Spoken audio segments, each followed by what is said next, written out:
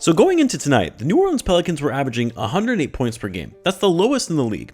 They're 27th in the NBA in offensive rating. They're 28th in the league in field goal percentage, 25th in three-point percentage, dead last in the NBA in passing. You get the point, all right? They're a horrible offensive team, and yet they scored 143 points on the Bulls tonight. They had their season average of 108 by the end of the third quarter. This was, I shouldn't say was, is one of the worst teams in the league. They were on a 9-game losing streak coming into the night, 2-15 on the season, and the Bulls gave up 143 points to these guys. The Pelicans scored 78 points in the paint compared to the Bulls' 44. Outscored 78-44 points in the paint.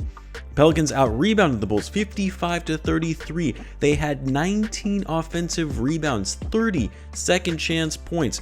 Once again, a common trend we've been seeing from this team these past few games. And the Pelicans had 23 points off the Bulls' 17 turnovers. Absolutely inexcusable loss for the Bulls, especially after the poor outing they had against the Washington Wizards the other night, where they were down most of that game and barely eked out a win on their own home court against a team that had lost 13 games in a row. And look, I know the Bulls were shorthanded. I know they were without Vucevic, who, surprise, surprise, is actually a much bigger loss for the Bulls than most people think, not only for his veteran leadership and savviness on the court, but also for his presence in the paint and his ability to get easy points in the paint when you're getting outscored 78-44.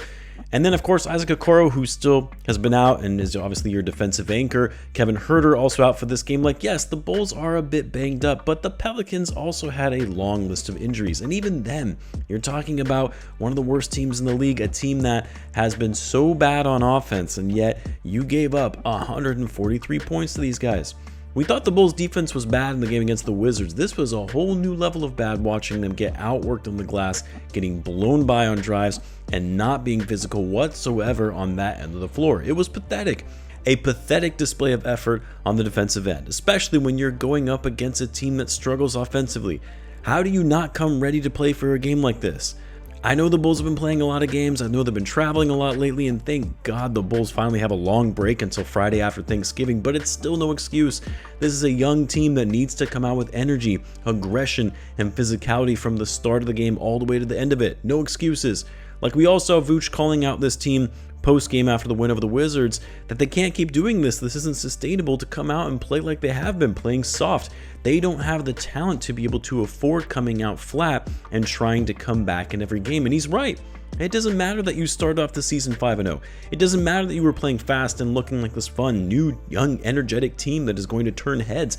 You have to keep up that level of play for the whole season. There aren't any nights that you can take off when you still have so much to prove as a team. What's crazy about this game is that the Bulls, at least on offense, did decently well. Like, they shot 52% from the field, they shot 40% from behind the arc, made 20 threes, 29 assists, 19 fast break points. By most standards, you think, okay, that should translate to a win. But the biggest difference maker in this game, and why the Bulls fell so short, and I know I keep beating this like a dead horse, but the Bulls once again got killed on the possession battle. The Pelicans got up 22 more shots than the Bulls did. That's the biggest shot disparity they've had all season. 104 shot attempts to the Bulls' 82. Like, it doesn't matter how efficient you are on offense, you're not going to win the game when you let the opposing team get up 22 more shots than you did. You're not going to win the game when your defense is so bad that you let the other team get 19 offensive rebounds and 30 second chance points. And that's what concerns me the most, because over the past week or so, we've seen the Bulls give up so many second chance points, so many offensive rebounds.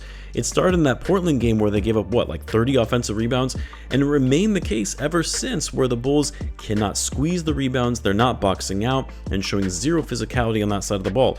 I mean, I'd like to say that hopefully this game is a wake-up call for the Bulls, that they needed to just find within themselves to start playing harder and smacking teams from the jump, but that's what I thought about the last game, where they nearly lost to the lowly Wizards.